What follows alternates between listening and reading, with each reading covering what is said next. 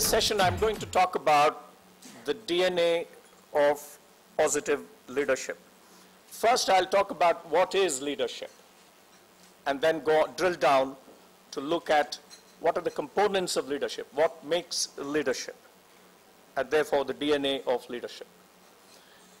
Leadership is one of the most used or misused words in business.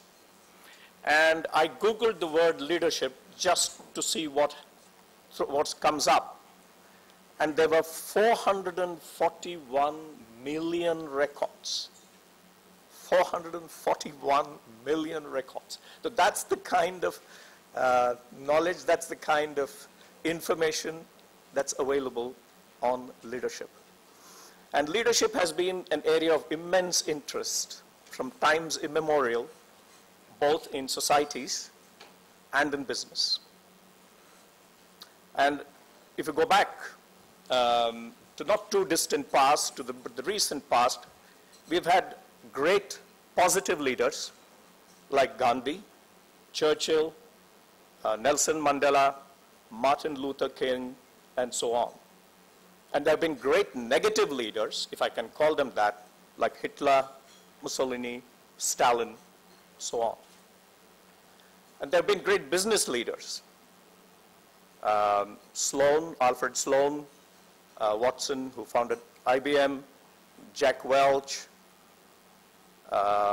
Steve Jobs, now considered one of the greatest business leaders. And in our own context, leaders like J.R.D. Tata, Mr. Ratan Tata, Mr. Birla, Mr. Narayan Murthy, and so on. We've also had negative leaders, the people who led Enron, WorldCom, and companies like that. So there's an enormous amount of literature, enormous amount of study of leadership, and enormous amount of writing that has happened on leadership. Going back several thousands of years ago, people like Lao Tzu is reported to have said this about leadership. I won't read it out to you. Basically, if I can just read the last sentence, it says, when the best leader's work is done, people say we did it ourselves.